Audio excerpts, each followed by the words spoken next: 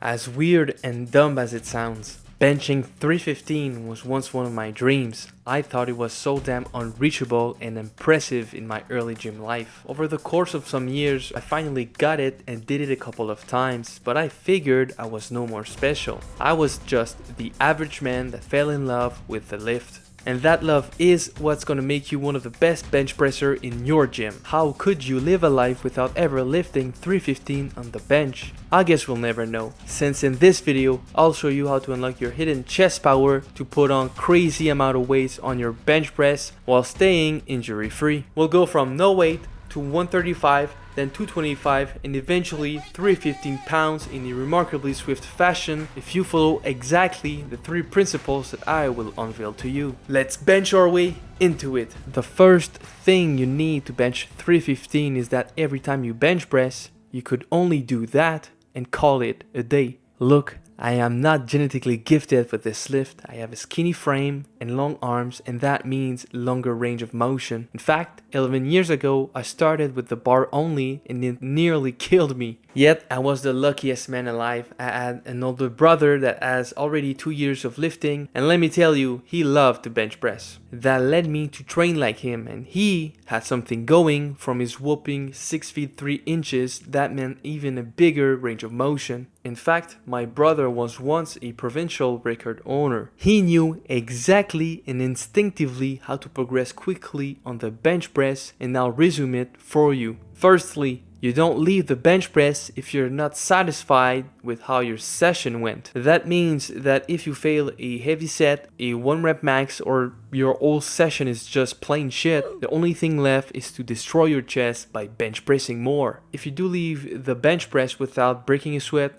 without having a good pump, and without the feeling of actually calling it a day because you've done your everything and your chest is destroyed, well, you're failing actively to progress and you'll stay stuck forever. I'll show you my chest destruction bench press later on. Secondly, you need to test your 1 rep max at least 1 time per 2 weeks. There is no way around this. Get yourself a spotter if you need so, but you need to assess what is your maximum strength, your maximum output, and that will lead you to get into the right effort zone for your next bench press session. And the way I do it is by keeping gas in the tank on the sets leading to my 1 rep max. I'll show you how I do it later on this video. Thirdly, the true gains does not come from bench pressing like 3 sets at near the same weight. It comes from finding a 1 rep max or really get close to it, and then drop setting for like 3 or 4 sets to really obliterate your chest and getting all the juice out, all the energy out, and micro tearing as much as possible from bench pressing only.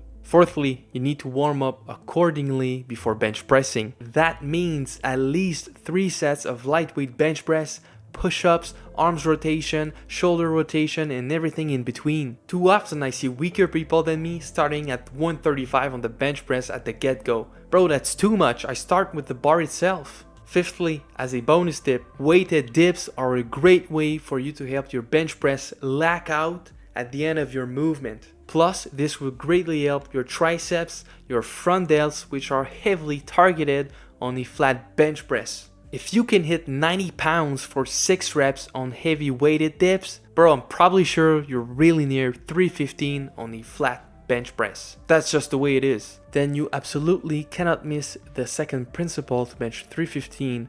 But before that, if you need help to have an effective training program to increase your bench press and your overall aesthetics, well, I can make a personalized training program just for you and your needs. I also offer you a free physique review where I check your physique, tell you your strength, weaknesses, and what to focus on. Get a muscle building personalized training program or the physique review. You only have to click the description link down below and fill the appropriate form. The second thing you need to bench 315 is to lift like a power lifter, because they have the best strength to weight ratio out there and their techniques really works. There are 4 things that a powerlifter uses to bench press heavyweight. The first one is body position with a solid 5 points of contact. I'm talking about feet shoulder width apart, glutes, upper back, top of the head, and your hands. With those set in stone, you should have a small arch between the bench and your lower back, leg drive, from bringing your feet really close to you and anchoring them to the ground, abs contraction from your upper back and upper head placement. The second thing that a powerlifter uses is its grip and the bar position. Look, we're all made different, and this is probably an endless debate, but if you have lengthy arms as mine, I definitely recommend putting your middle fingers or your index fingers on the bar marks, and the thumbs should be encircling the bar.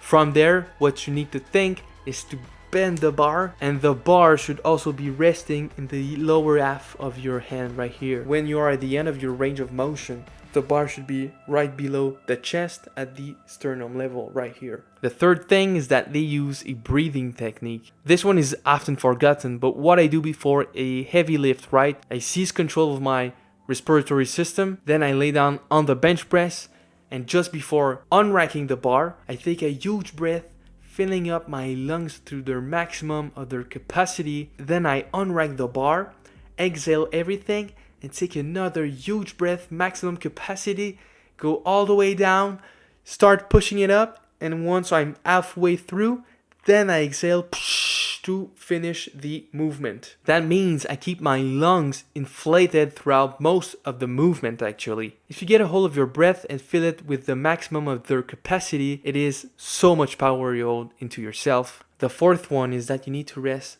3 minutes before each set. Sometimes I even go for 4, 5, or 6, or even 7 minutes between the sets, and I couldn't care less about what those science lifters says about my rest time. I'm here for fun, and fun for me is finding my upper limit and breaking through it. Finally, the third thing you need to bench press 315 is that you need to see yourself as a shaman performing a ritual. I'll tell you my ritual. I go on the bench press, take the bar itself and play around with it and do a bunch of reps. Then I increase the weight by 25 on each side. Do the same, do a bunch of reps, like 6 reps, and play around. Move it down to my chest, move it up there, move it to the left, move it to the right, giving some imbalance and waking up all my chest tissue.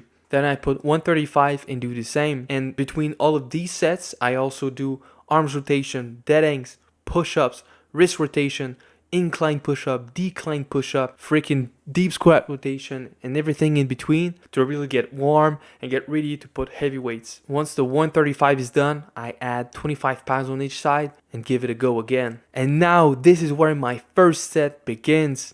All the sets prior to that were only warm-up, nothing counts. So I put on 2 plates, meaning 225, and I go for 6 reps when I could have gone for 12, right? Then I had 2 tens on each side, go for 6 again, and then again 2 tens and I go for 4. Then I had again 2 tens and go for 2, another 210 for 1, and finally 315 for 1. Bam, et voila, done deal. I've just done my 315. In the few sets prior to lift 315, my chest is pumped, I'm warm, and I'm able to push really heavy. And after I did 315, or maybe today's session I wasn't feeling so well, I stopped at 285. Well, I then go on my destroying protocol. So from today's 1 rep max, I instantly drop to 225 and go for a bunch of reps, maximum number of reps. I usually do like 5 or 6. Once the 225 is done, I go immediately to 185 pounds, meaning 145 and a 25 on each side. Then I bang as much as rep as possible. And after that, I remove the 25s and go for only 135. And again, trying to get as much as rep as possible in. And then I remove the 135 and put only 25 on each side to get 95 pounds. And again, try to bang out as much rep as possible. And at that point, when I just finished the last push, drop the bar, my chest is hurting, man. I'm destroyed. But goddamn, I feel good. I just reached failure on so many sets. My chest is destroyed, obliterated, freaking pumped that I could leave the gym and call it a day. That's what I'm talking about, guys. On the second note, during my ritual, I also put more gradually intense music every time I go heavier and heavier. Most of the time, I also use chalk to reduce the sweating from trying to bend the bar. I also sit on the bench press, closing my eyes and trying to focus my energy in my chest. Then I'm slowly taking control of my breath and increasing my air intake for the breathing technique. Then I lay down, having feet shoulder width apart but bringing them as close as possible. I grab the bench behind my head and place my upper back, really a retracted scapula position. This ritual never fails me. I can talk about it for hours if I need to. But this one really puts me in confidence, especially when I feel my abs switched on from my position. It's now your turn to find out what your shaman-like ritual is like. In conclusion, what you need to bench 315 is having bench press on the top of your priority, a solid powerlifter bench press position, and a shaman-like ritual before lifting heavy weights. Hey guys, I hope you liked this video. Make sure to like, comment, and subscribe, and share this video with a friend that has problems with his bench press. Don't forget about the training program that I can make for you and your needs, and also the free physique review with the link down below. This was Nick Lap. Here we never peak because the best is yet to come. Peace out.